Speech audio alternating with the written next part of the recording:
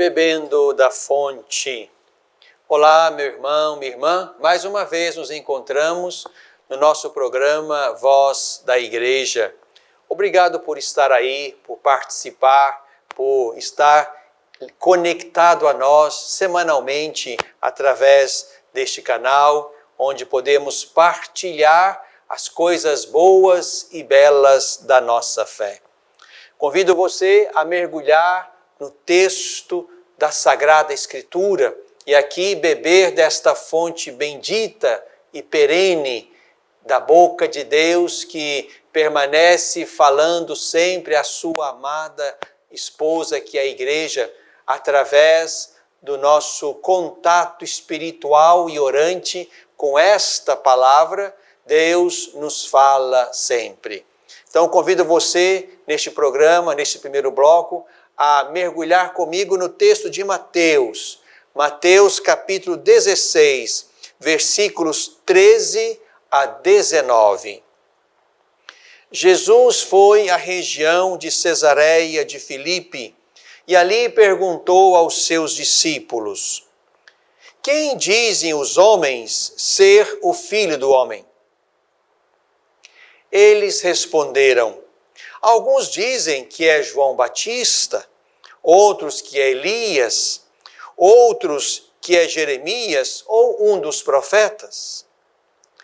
Então Jesus disse-lhes: e vós, quem dizeis que eu sou? Simão Pedro respondeu: tu és o Cristo, o Filho do Deus vivo. Jesus então declarou: bem-aventurado és tu, Simão, filho de Jonas, porque não foi carne e sangue que te revelaram isso, mas meu Pai que está nos céus. Por isso eu te digo que tu és Pedro, e sobre esta pedra construirei a minha igreja, e as portas do inferno não prevalecerão contra ela. Eu te darei as chaves do reino dos céus. Tudo o que ligares na terra será ligado nos céus, e tudo o que desligares na terra será desligado nos céus. Meu irmão, minha irmã, esta bela palavra de Jesus no Evangelho de Mateus nos põe dentro da solenidade dos apóstolos Pedro e Paulo, que vamos celebrar neste final de semana. Dentro do mês ainda do coração de Jesus, nós nos voltamos então para estas duas colunas, esses dois pilares, a partir dos quais nós penetramos também o mistério da Igreja e da sua missão. Estamos aqui diante desse texto de Mateus, que na sua primeira parte, naquela pergunta importante de Jesus na direção dos discípulos, depois de um tempo de missão, o que dizem as pessoas sobre ele e o que os seus mais próximos dizem dele, esta conversa de Jesus com os seus ali em Cesareia de Filipe, essa conversa também está lá nos evangelhos de Marcos e Lucas. Mas essa palavra final de Jesus na direção de Pedro, e aqui colocando Pedro como a pedra sobre a qual a igreja será construída, a partir, portanto, de uma revelação que Pedro recebe não de alguém, mas de Deus mesmo acerca da identidade de Jesus, essa profissão de fé que Pedro faz na direção de Jesus é reconhecida como algo do alto, como algo do Pai na vida de Pedro. E por isso mesmo, diante desta fé, desta confissão de fé, Pedro é colocado como o primeiro, como a pedra sobre a qual a igreja será construída, com o poder de ligar e desligar, e nenhum poder do mal vai engolir a igreja. Esse texto final é só de Mateus e mostra, portanto, a preocupação de Mateus de, dentro da natureza e da beleza da igreja, apresentar o primado de Pedro. E mais do que isso, apresentar também o poder que Jesus confere à igreja de ligar e desligar, de estabelecer comunhão e de fazer um corte nela em relação aos que estão na terra e o próprio céu, entre os da terra e Deus mesmo. Esse é um poder que Jesus confere à igreja e esse poder precisa ser exercido como serviço que anuncia Deus, de modo que os corações o acolham e respeitando também a decisão humana de avançar sem Deus e de terminar sem Ele. Ligar e desligar, não como uma arbitrariedade, mas antes há toda uma dimensão missionária, propositiva, anunciadora, que se acolhe ou se nega. Por isso, a solenidade dos apóstolos Pedro e Paulo nos coloca diante, digamos, desta dupla característica da igreja, desses dois traços da igreja que nós precisamos aprender a partir destes dois apóstolos, destes dois pilares da fé. Pedro e Paulo representam, portanto, esses dois traços importantes, que são a unidade e a catolicidade.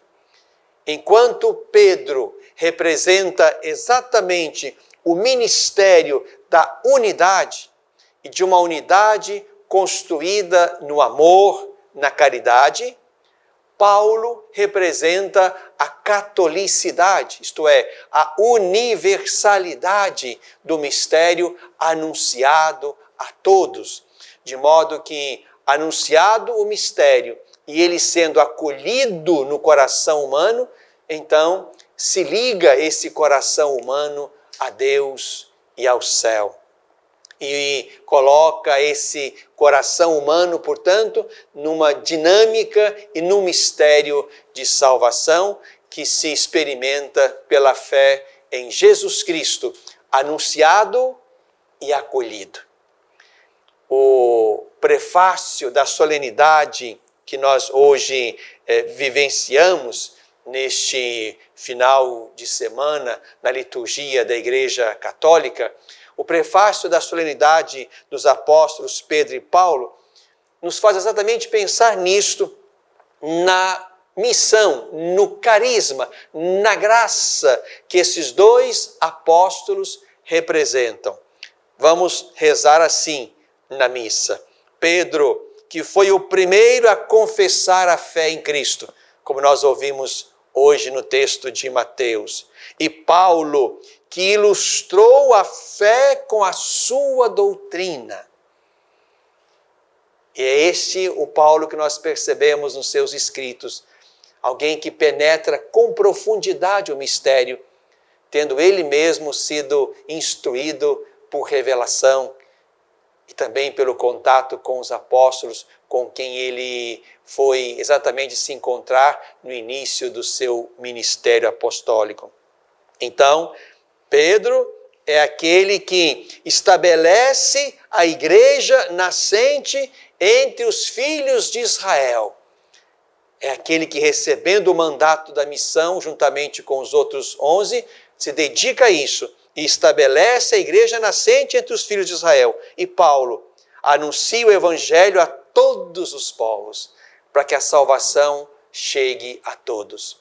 E o prefácio diz ainda: ambos trabalharam, cada um segundo a sua graça, o seu carisma, para formar a única família de Cristo. Meu irmão, minha irmã, a solenidade dos apóstolos Pedro e Paulo é um convite a nós crescermos exatamente aí, na unidade ao redor do Papa, sucessor do apóstolo Pedro, e na catolicidade, isto é, na capacidade de anunciar a todos os corações esta verdade. esta salvação trazida por Jesus Cristo, a fim de que os corações se abram e a partir de Cristo se liguem ao Pai e ao céu. Que a nossa Eucaristia celebrada neste final de semana, na solenidade dos apóstolos Pedro e Paulo, nos faça perceber que somos uma igreja onde há carismas diversos, carismas que nos educam para a unidade. E aqui estamos diante de Pedro e do ministério do Papa, mas também carismas que na sua multiplicidade nos colocam no meio do mundo como homens e mulheres que anunciamos com alegria o nome, o mistério, o reino de Jesus Cristo, nosso Senhor e Salvador, em quem, crendo, cada um vai poder experimentar a salvação que Ele veio trazer a todos. Bebemos da fonte.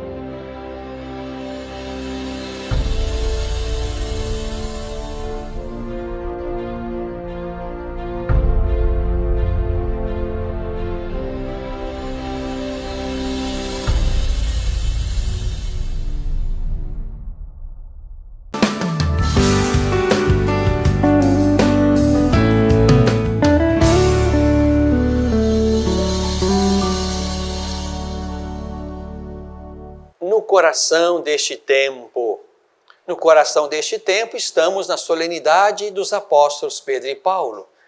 Pedro, aquele que representa a presidência da comunidade cristã, educando-a e conservando-a na unidade pela via do amor. E Paulo, aquele que representa o missionário, o que está no caminho para anunciar o Evangelho, o reino, Jesus Cristo mesmo, a todas as pessoas e a todas as nações. Nesta solenidade em que nós contemplamos os pilares da igreja, Pedro e Paulo, e é comum nós encontrarmos a pintura ou a imagem desses dois apóstolos nas igrejas, nas catedrais. Aqui na nossa Catedral de Divinópolis, nós podemos contemplar duas belas pinturas desses dois apóstolos, exatamente para nos recordar que nós somos a igreja dos apóstolos. Nós somos a igreja apostólica. Este é um dos traços bonitos da igreja que nós professamos no credo, naquele credo niceno-constantinopolitano. creio na igreja una, santa, católica, apostólica. Então, queria brevemente com vocês visitar este traço de distinção, de identidade da igreja. A igreja da qual nós fazemos parte é uma igreja apostólica. E o que isso significa? Vamos então visitar o Catecismo da Igreja Católica. E aqui, a partir dos números 857 e seguintes, podemos brevemente entender o que seja isto. A igreja é apostólica por ser fundada sobre os apóstolos. E isto em 3 sentidos, diz o texto do Catecismo. Primeiro, ela foi e continua sendo construída sobre o alicerce dos apóstolos, testemunhas escolhidas e enviadas em missão pelo próprio Cristo. Foi isso que nós recordamos nesse belo texto de Mateus que lemos no primeiro bloco. A confissão de fé de Pedro, sobre a qual Jesus então constrói a sua igreja, e esta fé de Pedro, que representa e expressa a fé dos apóstolos, é exatamente esta fé que foi e continua sendo construída sobre o alicerce dos apóstolos. O segundo sentido do fato de a igreja ser apostólica, ela conserva e transmite, com a ajuda do Espírito que nela habita, o ensinamento, o depósito precioso, as salutares palavras ouvidas da boca dos apóstolos. Jesus falou aos apóstolos, os apóstolos falaram a nós. Por isso, esse depósito da fé que nós acolhemos da boca dos apóstolos é exatamente o outro elemento que nos faz entender que a nossa igreja é apostólica. É sobre a fé do apóstolo e a pregação do apóstolo, é aí que se assenta a nossa fé em Jesus Cristo. Cremos naqueles que ouviram e viram tudo, anunciaram isso a nós e nós cremos. É exatamente aí que está o critério para validar ou invalidar qualquer pregação, qualquer escrito, qualquer tipo de teologia, se isso está ou não em comunhão com o depósito da fé. Este é o segundo sentido do apostólica para a nossa igreja. E o terceiro sentido, segundo o catecismo, a igreja continua a ser ensinada, santificada e dirigida pelos apóstolos até a volta de Cristo, graças aos que a eles sucedem na missão pastoral, o colégio dos bispos, assistido pelos presbíteros, em união com o sucessor de Pedro, pastor supremo da igreja. Aqui nós percebemos, neste terceiro sentido, que há, portanto, uma tradição apostólica, onde os primeiros elegem, impõem as mãos sobre os seus sucessores, a fim de que a pregação, o reino, o anúncio de Jesus sejam levados até o fim dos tempos. E isto agora se faz exatamente pela via do ministério dos bispos, em comunhão com o Papa e auxiliados pelos presbíteros. Aqui nós percebemos que a hierarquia da igreja está em profunda comunhão com este mistério, com esta dimensão apostólica. Aqueles que se sucedem como pastores de cada igreja são verdadeiros, legítimos, autênticos sucessores dos apóstolos, em comunhão com o Papa e auxiliados pelos seus mais próximos e preciosos colaboradores, que são os presbíteros. que esparramados em toda parte e em comunhão com o bispo, vão ali em cada lugar, em cada paróquia, em cada pequena fração da igreja particular. Esses presbíteros estão ali como extensão da boca e do ministério do bispo, que ali naquela igreja é a presença do apóstolo, escolhido e ungido, consagrado para estar na sucessão apostólica, mantendo neste tempo a comunhão com os primeiros, com a pedra primeira e com tudo aquilo que o depósito precioso da fé nos legou e que nós temos que ensinar com fidelidade até o fim. Percebam, meu irmão, minha irmã, a beleza disto. E aqui, quando nós contemplamos Pedro e Paulo, contemplamos a missão da igreja e contemplamos na igreja vários carismas e ministérios, nós também entendemos que participamos todos de modo diferente, mas de modo legítimo e autêntico deste apostolado, desta dimensão apostólica. O catecismo continua lá no número 863. Toda a igreja é apostólica, na medida em que, por meio dos sucessores de Pedro e dos apóstolos, permanece em comunhão de fé e de vida com a sua origem, com o próprio Jesus Cristo, portanto. Toda a igreja é apostólica na medida em que é enviada ao mundo inteiro. E aí pensamos em Paulo, o missionário. A igreja é enviada ao mundo inteiro.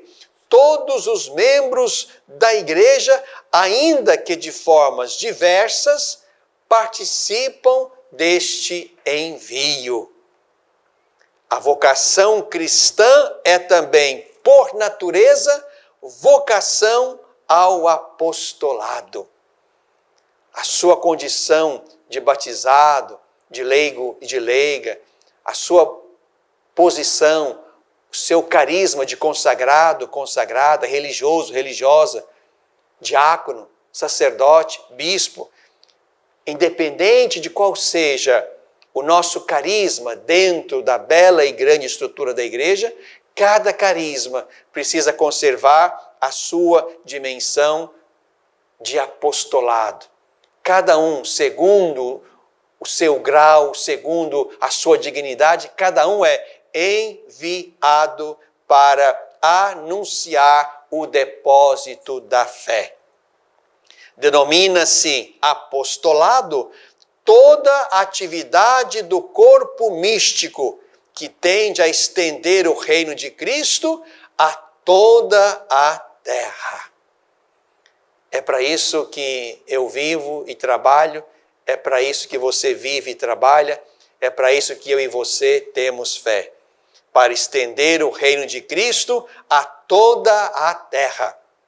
A igreja é una, santa, católica e apostólica em sua identidade profunda e última, porque é nela, na igreja, que já existe e será consumado no fim dos tempos o reino dos céus, o reino de Deus, que veio na pessoa de Cristo e cresce misteriosamente no coração daqueles que lhes são incorporados pela via da fé até que ele volte.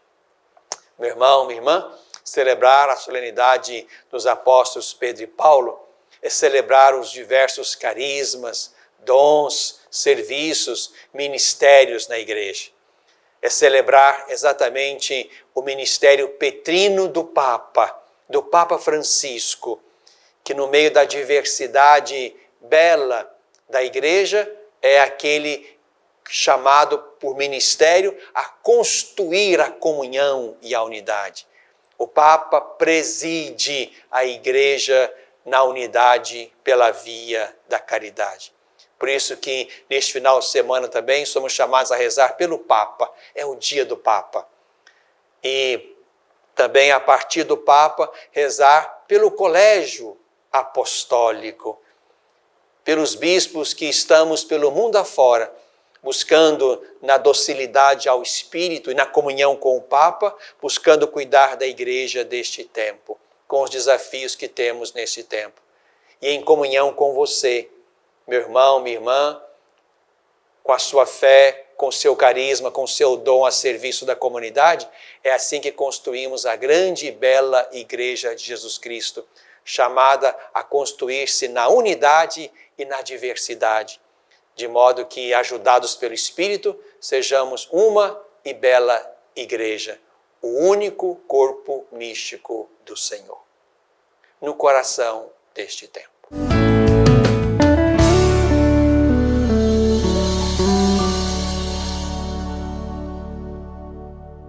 Às vezes, tudo que uma criança precisa para superar uma tempestade em sua vida familiar é encontrar um lar provisório. Uma família que a acolha por um tempo, enquanto sua própria família se reestrutura para recebê-la de novo.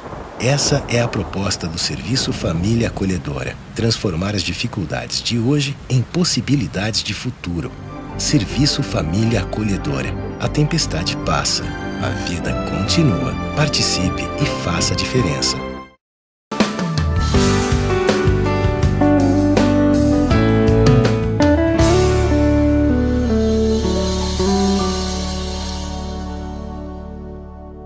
Na tradição da Igreja, solenidade dos apóstolos Pedro e Paulo. Pedro, o primeiro a proclamar a fé, estabeleceu a Igreja nascente entre os filhos de Israel. Paulo ilustrou a fé com a sua doutrina e anunciou o Evangelho a todos os povos. Exatamente nessa solenidade que nos encontramos hoje na tradição litúrgica da Igreja. E essa solenidade dos apóstolos Pedro e Paulo, dia do Papa, dia de oração pelo Papa, é também dia, meu irmão, minha irmã, de nos comprometer com a Igreja presente pelo mundo afora. É uma Igreja católica, universal, e que também tem demandas diferenciadas mundo afora. Hoje, na solenidade dos apóstolos Pedro e Paulo, nós somos convidados a ofertar, a dar dos nossos recursos ao Papa, para que ele assista a igreja que está presente no mundo inteiro e em muitos lugares com grandes e graves carências de recursos. Nós chamamos esta coleta feita normalmente na solenidade de São Pedro e São Paulo de óbolo de São Pedro. E esta coleta, que se faz todos os anos na solenidade de São Pedro e São Paulo, será feita neste ano, então, no dia 4 de outubro. Festa de São Francisco de Assis, o cuidador dos pequenos e dos pobres. Por isso, esteja atento, meu irmão, minha irmã.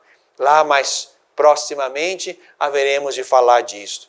É preciso que cada um dê da sua pobreza ou da sua abundância, a fim de que a igreja presente pelo mundo afora tenha os recursos necessários para manter-se na missão. É importante não perdermos de vista que somos responsáveis uns pelos outros. Somos um único e mesmo corpo, enriquecido com muitos carismas, muitos dons, muitas graças, mas a serviço todos do mesmo corpo místico do Senhor Jesus. De modo que não podemos permitir que ali, naquele lugar, naquela parte do mundo, por falta grave de recursos, o Evangelho deixe de ser anunciado. Os missionários deixem de ser assistidos.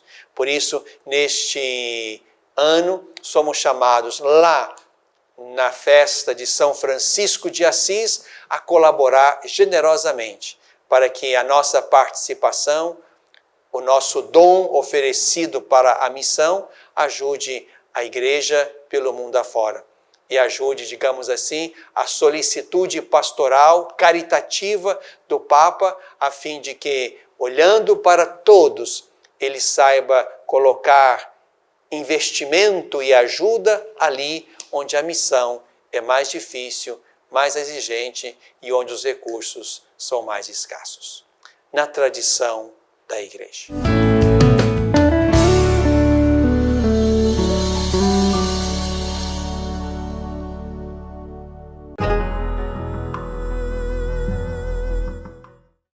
Pornografia infanto-juvenil é crime.